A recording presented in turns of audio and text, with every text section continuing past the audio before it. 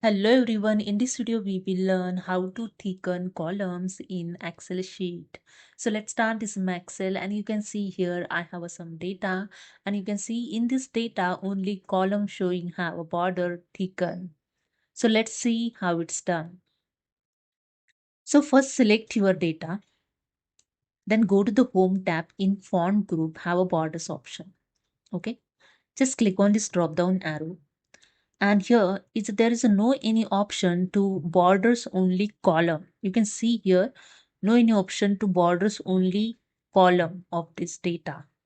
So for that just go bottom side and you can see here the one option more borders option, just click on it and here in format cells dialog box just click on the borders tab and here you can select the line style. So I simply select this line style and after that you can see in preview when I click on the outline you can see the changes over here. The line is added on outline. When I click on the inside you can see the line is added in inside. Okay, and here I want border only for column not row.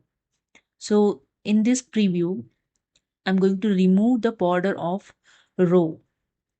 Okay, so I just remove this, just click on this box to remove this border.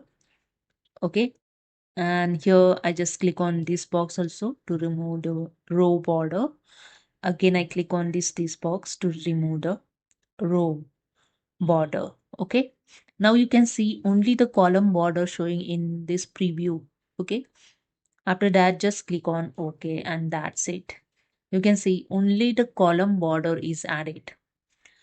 So now I'm going to increase the thickness of this border. Just select again the same data, again click on the more borders option and here you can see the line style. There are various line style available.